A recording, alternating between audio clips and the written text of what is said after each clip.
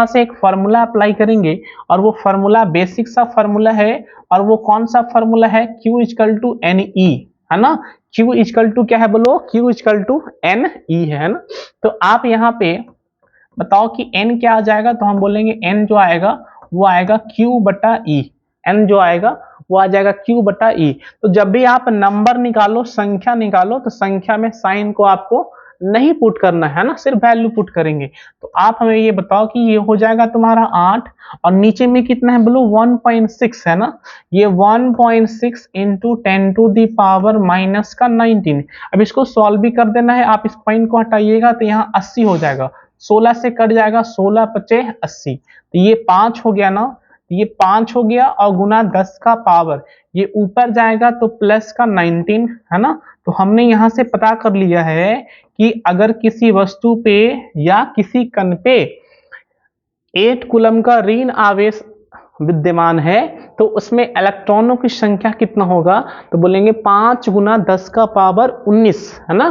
तो इसका right answer हो जाएगा हमारा ऑप्शन नंबर ए, ये है हमारा 5 गुना 10 का पावर 19 है ना। तो अगर 8 कूलम का ऋण आवेश है तो उसमें कितने इलेक्ट्रॉन होंगे, तो बोलेंगे 5 गुना 10 का पावर 19। ठीक है, चलिए नेक्स्ट क्वेश्चन की तरफ चलेंगे। अब ये नेक्स्ट क्वेश्चन हमारा ये रहा। ये क्वेश्चन हमसे क्या पूछा है कि क्या किसी कण पर 1.6 into 10 to the power minus 20 coulomb आवेश हो सकता है, या 2.4 into 10 to the power minus 19 coulomb, या तो फिर 16 कूलम। तो आपसे ये पूछा गया है कि ये जो आवेश है क्या ये संभव है, हाँ या ना, है ना।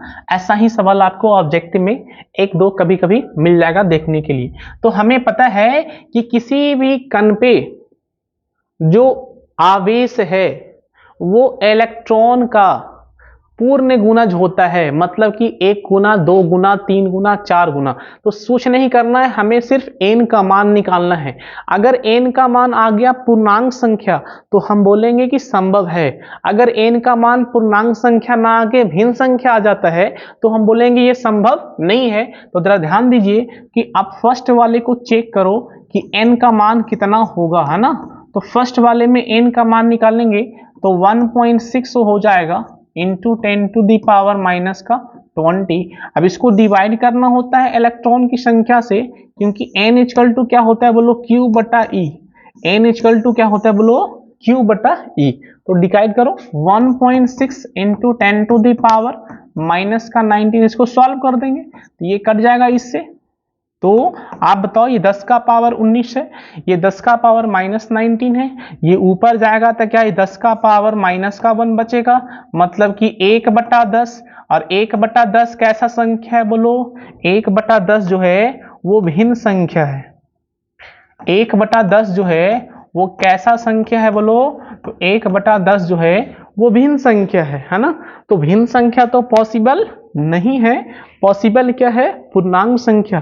तो ये भिन्न संख्या है, मतलब कि ये आवेश पॉसिबल है, तो बोलेंगे ये आवेश पॉसिबल नहीं है। इसका राइट आंसर हो जाएगा नहीं, है ना। तो पहले वाला आवेश संभव नहीं है। अब दूसरे वाले को हम लोग चेक करते हैं कि दूसरा वाला संभव है या नहीं। अब जरा दूसरे वाले को जरा ध्यान दीजिएगा, कैसे चेक करेंगे, फिर वही तरीका, आपको n चेक कर लेना है। n का मान इसका कितना है, 2.4 है, 2.4 है into 10 to the power minus का 19 है, और बटा में 1.6 into 10 to the power minus का 19। अब इसको चेक कर लेते हैं, तो ध्यान दो आप इसे, ये और ये तो कैंसिल आउट हो गया। अब देखिए ये 2.4 है, ये 1.6 है, कोई दिक्कत नहीं है। आप इसे 8 से काट लो, ये कट जाएगा 3 बार में, ये कट जाएगा तुम्हारा 2 बार में, पॉइंट से पॉइंट खत्म। तो ये तो कुछ और नहीं है, तो हमें दिख रहा है n = 3/2। n = क्या दिख गया बोलो, 3/2। और ये भी कैसा है, ये भी एक भिन्न संख्या है, ये भी एक फ्रैक्शन है ना, और फ्रैक्शन भी पॉसिबल नहीं है। इसका मतलब ये भी जो आवेश है ये भी संभव नहीं है ना। तो हमने यहाँ से पता कर लिया कि ये आवेश भी संभव नहीं है। अब हम इसको पता करते हैं कि ये संभव है या नहीं। अब ये पता कैसे करेंगे जरा ध्यान दीजिए। अब इसको भी हमें पता करना है कि ये संभव है या नहीं, तो उसका भी हमें n का मान ही निकालना पड़ेगा। तो बताओ n का मान क्या होगा, तो उसका q का मान कितना है 16, और बटे में 1.6 into 10 to the power minus का 19। सॉल्व कर दीजिए, जब ये 1.6 से हटाइएगा 10 बार में, तो n का मान कितना हो जाएगा, ये ऊपर जाएगा प्लस में, तो 19 और 1 20 है ना। तो यहाँ पे n का जो मान है वो हमारा कैसा है बोलो, ये एक पूर्णांक है ना। यहाँ पे n का मान कैसा आ गया बोलो, पूर्णांक है, और n का मान हमें पूर्णांक ही चाहिए, मतलब कि हम बोलेंगे कि ये आवेश हमें संभव है ना। तो हम इस तरह से पता करते हैं कि किसी वस्तु पर या किसी कण पर आवेश का मान संभव है या नहीं। कुछ नहीं करना है, आपको n का मान निकालकर चेक कर लेना है। अगर n भिन्न संख्या है तो संभव नहीं है, अगर n पूर्णांक संख्या है तो संभव नहीं है, ठीक है ना। तो भिन्न संख्या किसका आया है बोलो, फर्स्ट वाले का और सेकंड वाले का, लेकिन लास्ट वाले का कौन सी संख्या है बोलो, पूर्णांक संख्या है। इसका मतलब वहां पे n का मान संभव है, ठीक है। चलिए आगे वाला क्वेश्चन देखते हैं कि नेक्स्ट क्वेश्चन हमसे क्या पूछा गया है। चलो एक और सवाल है कि 12.5 इंटू 10 टू दी पावर 18 है ना।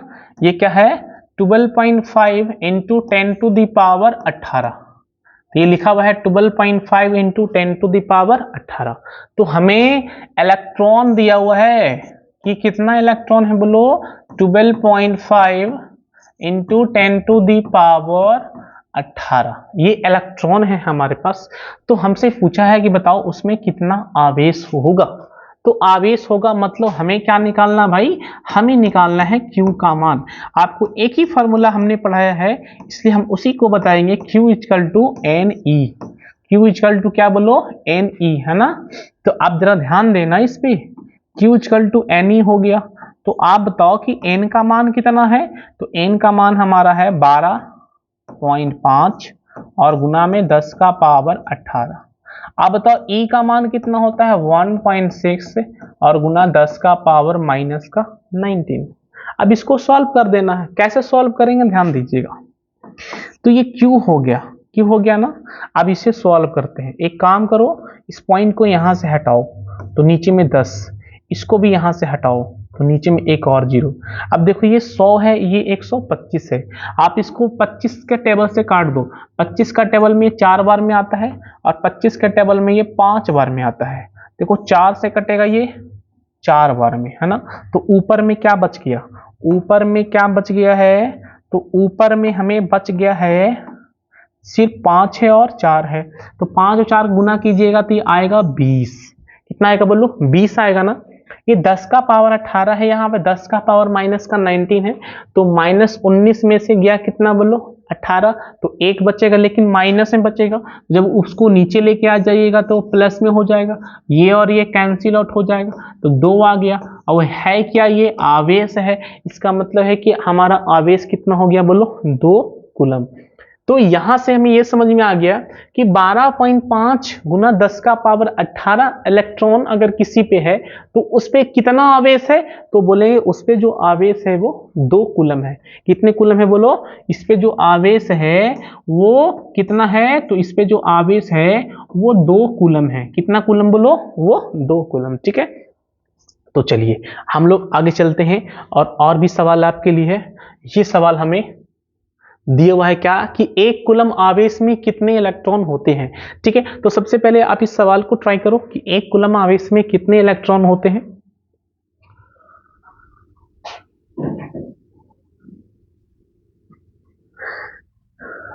अब देखो यहां पे कि 1 कूलम आवेश में कितने इलेक्ट्रॉन होते हैं, तो ये तो हम बताएंगे ही, लेकिन आपको इसको याद भी कर लेना है ना, क्योंकि ये काफी आता है ऑब्जेक्टिव में। ठीक है ना, तो हमें आवेश का मान कितना है बोलो, हमें आवेश का जो मान है वो दिया हुआ है 1 कूलम, है ना। हमसे पूछा है नंबर ऑफ इलेक्ट्रॉन, मतलब कि हमसे पूछा है एन का मान, है ना। तो बताओ एन क्या होता है, तो हम बोलेंगे एन जो होता है वो होता है Q बटा E। एन का जो मान होता है वो Q बटा E होता है। आप हमें ये बताओ क्या आपको Q पता है, तो बोलेंगे हाँ पता है, 1 है ना। अच्छा ठीक है, E का मान कितना है, तो अभी बताया आपको 1.6 into 10 to the power minus का 19। अब इस पॉइंट को हटाइएगा तो यहाँ 10 आएगा। अब इसको काटो जरा, तो ये 2 से कटेगा 8 बार में, ये 2 से कटेगा 5 बार में। क्या 5 को आपको 8 से भागा देने आता है, तो बोलेंगे हाँ, तो ये हो जाएगा 0.625, भागा दीजिएगा तो ये आएगा 0.625। अब जब ये ऊपर जाएगा तो हो जाएगा प्लस में, तो 10 का पावर प्लस में 18, 10 का पावर प्लस में कितना आ जाएगा बोलो, 18 आ जाएगा। अब इसको क्या करना है कि हमें पॉइंट के पहले एक अंक लिखना है, क्योंकि साइंटिफिक नोटेशन में आंसर को लिखना होता है। तो इस पॉइंट को एक जंप करवा दो, जब ये पॉइंट जंप हो जाएगा तो हो जाएगा 6.25 इंटू 10 टू दी पावर 18, है ना। ये है क्या, इलेक्ट्रॉन, है ना। तो हमने यहां से निकाल लिया है कि एक इलेक्ट्रॉन में कितना, सॉरी 1 कूलम में कितना इलेक्ट्रॉन होता है, तो 1 कूलम में जो है वो होता है 6.25 into 10 to the power 18 electron. और ये जो वैल्यू है वो तुम्हें याद रखना है, इसलिए हमने स्टार लगा दिया है कि इस वाला वैल्यू को तुम्हें याद रखना है कि 1 कूलम में कितना इलेक्ट्रॉन होता है। तो 1 कूलम में जो इलेक्ट्रॉन होता है वो होता है 6.25 into 10 to the power 18 electron. ठीक है, चलिए हम लोग और आगे चलेंगे और आगे के सवाल को देखेंगे, और आगे सवाल भी है। चलो, ये सवाल आपसे क्या बोला है, किसी वस्तु को 4.8 into 10 to the power minus का 19 कूलम से धनावेशित करने के लिए कितने इलेक्ट्रॉन निकाले जाएं, ज्ञात कीजिए। तो आपको बोला है किसी वस्तु को इतना कूलम, मतलब कि इतना कूलम मतलब कि कुछ और नहीं है, ये हमें आवेश दिया हुआ है। ये हमें क्या दिया है बोलो, ये हमें आवेश दिया हुआ है, और वो कितना है बोलो 4.8 into 10 to the power minus का 19 कूलम।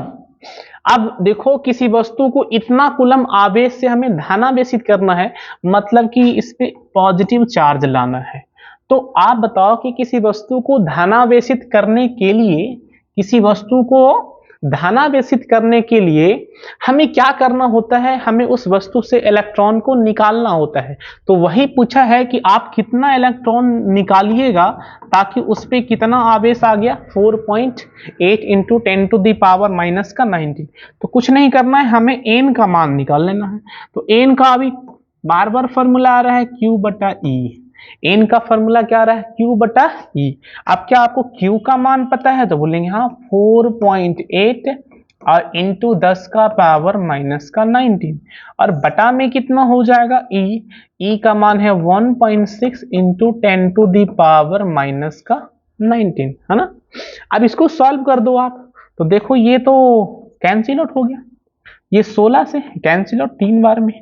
तो हमने यहां से दिखा कि 3 इलेक्ट्रॉन आ गया। इसका मतलब है कि किसी वस्तु पर 4.8 इंटू 10⁻⁻19 कूलम का धनावेश अगर हमें उस पे लाना है तो उससे कितना इलेक्ट्रॉन को निकालना होगा, है ना। तो उससे हमें 3 इलेक्ट्रॉन को निकालना होगा, है ना।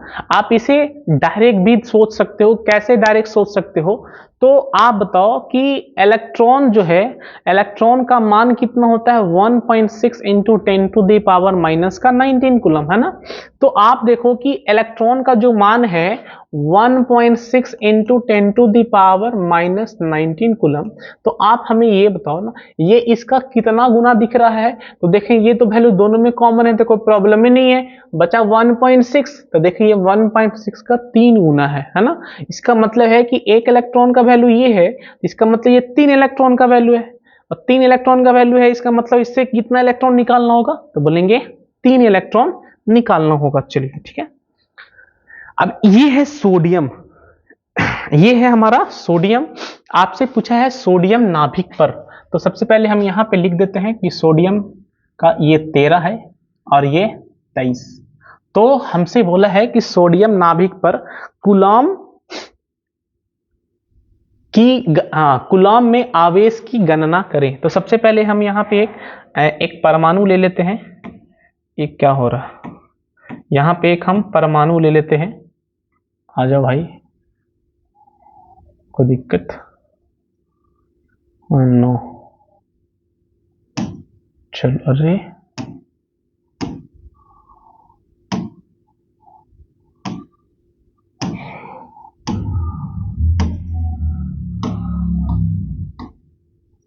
चलिए छोड़ दीजिए। हमें क्या करना है कि यहाँ पे हमें एक परमाणु ले लेना है। ये हमने ले लिया सोडियम का नाभिक, है ना। ये है सोडियम का नाभिक। ये क्या है बोलो, ये है हमारा सोडियम का नाभिक। तो हमें पता है नाभिक में क्या होता है, नाभिक में होता है प्रोटॉन और क्या होता है, और होता है न्यूट्रॉन। प्रोटॉन होता है और न्यूट्रॉन होता है। अब ये जानो कि प्रोटॉन पे कौन सा चार्ज होता है, तो ये होता है पॉजिटिव चार्ज होता है, और न्यूट्रॉन पे कौन सा चार्ज होता है, तो ये होता है नेगेटिव चार्ज, है ना। तो हमने यहाँ पे पता कर लिया कि प्रोटॉन पे जो चार्ज होगा वो पॉजिटिव होता है और न्यूट्रॉन पे 0 होता है। सॉरी, क्या लिख दिया, नेगेटिव, नेगेटिव नहीं 0। एक मिनट।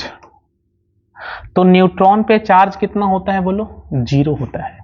तो नाभिक में है प्रोटॉन और न्यूट्रॉन, और न्यूट्रॉन पे तो कोई चार्ज ही नहीं है, तो बचा कौन भाई, तुम्हारा प्रोटॉन बचा। तो मतलब कि नाभिक का जो भी आवेश है वो किसके कारण है, तो बोलेंगे वो आवेश जो है वो हमारा प्रोटॉन के कारण है। किसके कारण है, हमारा प्रोटॉन के कारण है। और हमसे पूछा है नाभिक पर कूलम में आवेश, तो हमें कुछ नहीं करना है, हमें सिर्फ ये पता करना है कि उसके नाभिक में कितना प्रोटॉन है। ठीक है, चलिए ध्यान देना। यहाँ पे ये हमें सोडियम है, तो सोडियम का जो ये नीचे है ना, ये बताता है परमाणु संख्या को, और ये जो ऊपर है ये बताता है द्रव्यमान संख्या को, है ना। तो याद रखना कि सोडियम के पैर के नीचे, पैर के पास जो नंबर है वो बताता है परमाणु संख्या को, और सोडियम के जो सिर के पास जो नंबर है वो बताता है द्रव्यमान संख्या को। तो हमने परमाणु संख्या पता कर लिया कि वो 13 है, और द्रव्यमान संख्या पता कर लिया वो 23 है।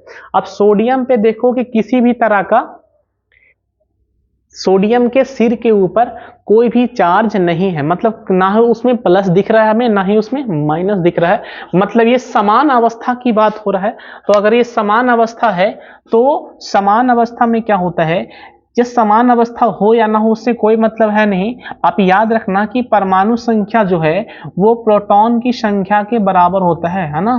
परमाणु संख्या जो है वो प्रोटॉन की संख्या के बराबर होता है हमेशा, चाहे उस पर प्लस चार्ज हो या तो उस पर माइनस चार्ज हो या तो उस पर हो ही नहीं। लेकिन ये कंडीशन हमेशा क्या होता है, वैलिड होता है। परमाणु संख्या बराबर प्रोटॉन की संख्या, और परमाणु संख्या कितना है सोडियम का 13, तो इसमें प्रोटॉन का संख्या कितना हो जाएगा बोलो, वो हो जाएगा तुम्हारा 13। अब यहां देखो कि हमने तो पता कर लिया कि जो सोडियम है हमारा, सोडियम के नाभिक में कितना प्रोटॉन है, तो सोडियम के नाभिक में 13 प्रोटॉन है। तो अगर सोडियम के नाभिक में 13 प्रोटॉन है तो अब हम उस पे आवेश का भी मान निकाल सकते हैं। और वो कैसे निकाल सकते हैं, तो आपको एक प्यारा सा फॉर्मूला बताया है, Q equal to n into e, है ना। Q equal to n into e बताया है। आप बताओ कि आपका यहाँ पे n का मान मतलब कि प्रोटॉन का मान कितना है, तो बोलेंगे 13 है। और एक प्रोटॉन पे मास जो है वो भी कितना होता है, वही होता है 1.6 into 10 to the power minus का 19। आपको कंफ्यूज नहीं करना कि ये ई है, इलेक्ट्रॉन है। तो इलेक्ट्रॉन और प्रोटॉन दोनों का जो आवेश का परिमाण है वो सेम होता है, लेकिन दोनों का जो प्रकृति है, नेचर जो है वो अलग अलग होता है ना। तो यहाँ तो हम लोग सिर्फ क्या निकाल रहे हैं, यहाँ पे हम लोग सिर्फ वैल्यू पुट कर रहे हैं। तो वैल्यू दोनों का सेम होता है तो दोनों का सेम डाल दीजिए आप। तो 13 गुना 1.6 into 10 to the power minus का 19। अब इसको सॉल्व कर दो आप टेबल पढ़ दो। 13 का टेबल तो आप याद किया होगा बचपन में। 13 में 6 से गुना करेंगे, 13 छक 78 होता है, हाथ में बचा 7, है ना। 13 एकम 13 और 13 7 कितना होता है 20, मतलब कि ये हो जाएगा हमारा 20, ठीक है ना। एक पॉइंट है ना तो यहाँ बिठा दीजिए। तो 20.8 into 10 to the power minus का 19 कूलम। तो हमने पता कर लिया कि सोडियम के नाभिक में जो आवेश होगा वो कितना होगा, बोलो 20.8 into 10 to the power minus का 19 कूलम। अब ये आवेश जो होगा वो कैसा होगा, बोलो धनावेश होगा। क्यों? क्योंकि नाभिक में कौन है, बोलो प्रोटॉन है, और प्रोटॉन पे कैसा चार्ज होता है, बोलो धन, हो ना, पॉजिटिव होता है, इसलिए पॉजिटिव हो जाएगा। ठीक है, चलिए एक सवाल और है आपके लिए। यदि किसी आवेशित चालक पर 1500 इलेक्ट्रॉनों की अधिकता है, ये खुद बता चुका है कि कोई आवेशित चालक है और उस पे कितना इलेक्ट्रॉन अधिक है, बोलो 1500 इलेक्ट्रॉन जो है वो अधिक है ना। तो बोला है उस चालक पर उपस्थित आवेश की प्रकृति बताना है और कूलम में आवेश की मान बताना है ना, या मात्रा बताना है। ठीक है, ध्यान दीजिए।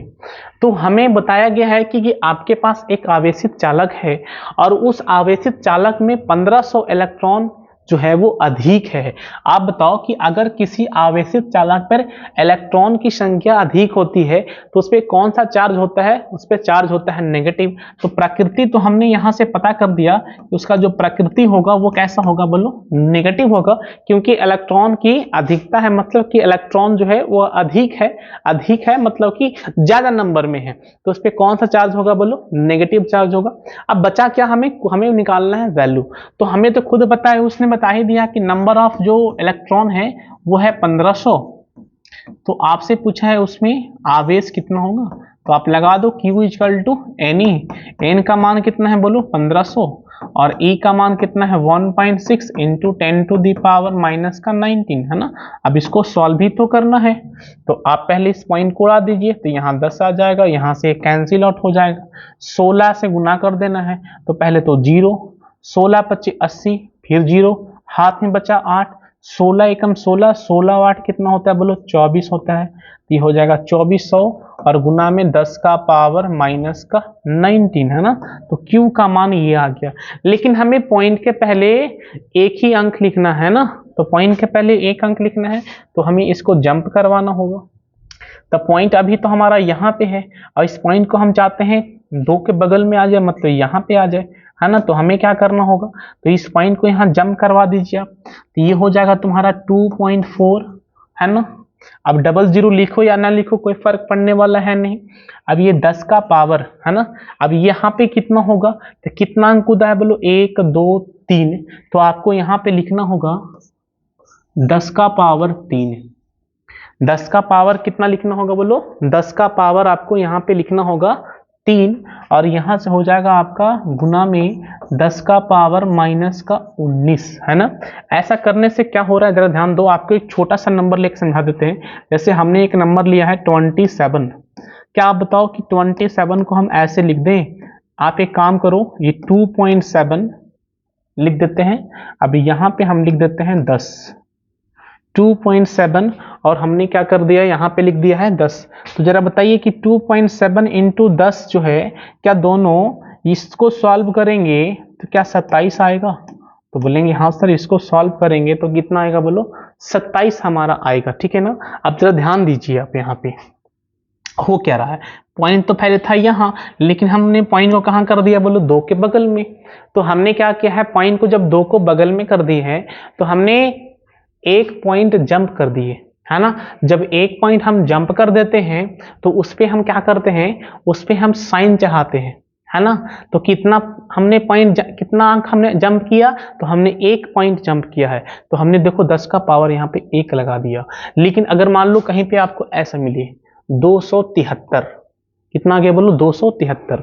अब ये पॉइंट तो हमारा यहाँ पे है, लेकिन हम चाहते हैं पॉइंट मेरा 2 के बगल में आ जाए। तो कुछ नहीं करो, आप पहले जहां आप चाहते हो उसको आप वहां पे लेके चले आइए। उसके बाद करना क्या है, पॉइंट को आप कितना अंक कुदाए हैं, 1 और 1 2, तो कुछ नहीं करना, आपको यहाँ पे 10 का पावर कर देना है 2, है ना। तो यहां से हम एक कैलकुलेशन निकाले हैं, आपको उसको समझ लेना है ताकि आपको बार बार इतना एनालिसिस नहीं करना पड़े। और वो कंक्लूजन क्या है जरा ध्यान दीजिए यहाँ पे, वो हमें कंक्लूजन ये समझ में आ रहा है, आपको ध्यान देना है इस पे, इस पॉइंट को। और वो पॉइंट क्या है ध्यान देना, ये एक तुम्हारे पास एक पॉइंट है, अगर आप इस पॉइंट के लेफ्ट में जाते हो या आप इस पॉइंट के राइट में जाते हो, तुम्हारे पास एक पॉइंट है, या तो हम पॉइंट के लेफ्ट में जाएंगे या तो हम पॉइंट के राइट में जाएंगे। तो ये हमारा लेफ्ट है और ये हमारा राइट है। जब पॉइंट के लेफ्ट में जाएंगे तो 10 का पावर हम नेगेटिव चढ़ाएंगे, और जब पॉइंट के राइट में जाएंगे 10 का पावर हम पॉजिटिव चढ़ाएंगे। अब बात रहा कितना नेगेटिव चढ़ाएंगे और कितना पॉजिटिव चढ़ाएंगे। तो अगर हम एक अंक कूदते हैं तो 1 होगा, अगर 2 अंक कूदेंगे तो -2 होगा, और 3 अंक कूदेंगे तो -3 होगा, है ना। अगर राइट कूदते हो तो माइनस में, राइट कूदते हो तो प्लस में, उल्टा लिख दिया क्या, हाँ गलत लिख दिया। अगर आप लेफ्ट में कूदते हो तो प्लस में, लेफ्ट में कूदते हो तो प्लस में, 1 मिनट। अगर आप पॉइंट के राइट में जंप करते हो 10 का पावर होगा माइनस में, अगर आप पॉइंट के लेफ्ट में जंप करते हो, लेफ्ट में जंप करते हो तो हो जाएगा तुम्हारा प्लस में, है ना। तो उल्टा चलता है, राइट में जंप कीजिएगा तो माइनस और लेफ्ट में जंप कीजिएगा तो प्लस। कहानी खत्म। अब यहाँ पे आ जाइए, ये पॉइंट मेरा यहाँ है ना, हमें कहाँ जा रहे हैं बोलो, लेफ्ट में जा रहे हैं। पॉइंट तुम्हारा यहाँ से आ रहा है तो लेफ्ट में जाएंगे तो साइन क्या होगा बोलो, प्लस में। अब कितना होगा, तो आप देखो कितना अंक कूदे हैं, 1 2 3, तो हो जाएगा यहाँ पे 3। अब इसको सॉल्व कर दो आप, 2.4 इंटू 10 का पावर माइनस का 16 कूलम। तो हमने यहाँ से पता कर लिया है कि इस पे जो आवेश होगा, अगर किसी आवेशित चालक पर 1500 इलेक्ट्रॉन अधिक होगा तो उस आवेशित चालक पर कितना आवेश होगा, तो बोलेंगे 2.4 into 10 to the power minus का 16 कूलम, है ना। इस पॉइंट को जरा ध्यान दीजिएगा, ये काफी महत्वपूर्ण है क्योंकि कई बच्चे इसमें गलत कर देता है ना। ध्यान यही देना है कि लेफ्ट में चलेंगे 10 का पावर प्लस होगा और राइट में चलेंगे 10 का पावर माइनस होगा। अब कितना प्लस होगा कितना माइनस होगा, तो आप जितना जंप कीजिएगा उतना ही प्लस होगा और उतना ही माइनस होगा, ठीक है। चलो अगला सवाल और है क्या, अभी एक और सवाल है आपके लिए। ये सवाल है, एक चालक पर 2.4 into 10 to the power 2.4 into 10 to the power minus का 8 कूलम 18 कूलम धनात्मक आवेश है। तो सबसे पहले आप पूरा ना पढ़ो, हम यहां तक पढ़ने के बाद हमें एक इंफॉर्मेशन तो पता लग ही गया कि इस पे धनावेश कितना है, 2.4, धनावेश का मतलब +4 और गुना में 10 का पावर माइनस का 18 कूलम, ठीक है। चलिए, तो बोला है बताइए इस चालक पर कितने इलेक्ट्रॉनों की अधिकता है। तो आपसे पूछा गया है कि इस चालक पर कितने इलेक्ट्रॉनों की अधिकता है ना। तो हमें अधिकता बताना है। अच्छा, पहले ध्यान देना कि एक चालक पर 2.4 into 10 to the power minus का 18 कूलम धनात्मक आवेश है। तो अब किसी पे धनात्मक आवेश जब आता है तो इसका मतलब ये हुआ कि उससे तो इलेक्ट्रॉन की कमी है, लेकिन यहाँ पे क्या पूछ दिया है, अच्छा अधिकता या तो फिर कमी, दोनों ऑप्शन है, ठीक है ना, तब सही है, अधिकता या फिर कमी, है ना। तो हम यहाँ से पकड़ लेंगे कि उस पे कौन सा आवेश है, धनात्मक आवेश है। और धनात्मक आवेश तभी आता है जब उससे इलेक्ट्रॉन जो है वो किसी दूसरे वस्तु पे चला जाता है ना। तो तो दूसरे वस्तु पे जाएगा तो इलेक्ट्रॉन की तो कमी होगा, तो अधिकता तो होगा नहीं, जब भी होगा तो कमी होगा। तो हमसे ये पता करना है कि कमी में भी कितना कमी होगा, कितने का। तो हम कुछ नहीं करना, हमें n का मान निकाल लेना है। तो n का मान कितना होता है निकाल लेते हैं। तो आप बताओ Q इक्वल टू क्या होता है, बोलो NE होता है ना। तो n क्या हो जाएगा, n जो हो जाएगा हमारा Q बटा E हो जाएगा। Q का मान कितना है बोलो 2.4 into 10 to the power minus का 18, और बटा में बोलो E का मान 1.6 into 10 to the power minus का 19। इसको सॉल्व कर दे, सॉल्व करो इसे। तो ऐसा करो, ये पॉइंट से पॉइंट खत्म हो जाएगा, ये 8 से कटेगा 2 बार में, 8 से कटेगा 3 बार में, ये हो जाएगा 3 बटा 2। 3 बटा कितना बोलो 3 बटा 2, ये 3 बटा 2 हो जाएगा। अब यहां से देखो 10 का पावर माइनस 18, ये माइनस 19 जाएगा ऊपर तो प्लस 19, और 19 में से 18 चला गया तो 1 बचा, तो मतलब कि ये कुछ नहीं, ये 10 है। तो इससे कटेगा ये 5 बार में, है ना, ये 5 बार में कट गया। तो 3 पचे 15, 3 पचे 15, है ना। तो उसमें कितने इलेक्ट्रॉन की कमी होगा बोलो, तो 15 इलेक्ट्रॉन की उस पर कमी होगा। फिर से एक बार देख लो, 2.4 into 10 to the power minus 18 है, 1.6 into 10 to the power minus 19 है। करना कुछ नहीं है, पॉइंट से पॉइंट खत्म हो जाएगा। 8 ये 24, 8 दूना 16, ये माइनस ऊपर जाएगा तो प्लस का 19 हो जाएगा, और 19 में से गया 18 तो बचेगा 10, और 2 से कटेगा 10, 5 बारे में 5 यही 15। तो ये n का मान कितना आ गया बोलो, n का मान जो आ गया है वो आ गया है 15, है ना। तो उसमें कितने इलेक्ट्रॉन की कमी होगा, तो बोलेंगे उसमें 15 इलेक्ट्रॉन की कमी होगा, ठीक है ना। तो चलिए और भी क्वेश्चन है देखते हैं। चलिए अब ये लास्ट ही क्वेश्चन था, एक, हाँ, तो ये हमारा क्वेश्चन लास्ट था, है ना। तो हमने ये स्लाइड मेरा आज का ये कंप्लीट हो गया है, ठीक है। तो चलो अब हम लोग क्लास को यहीं तक रखते हैं।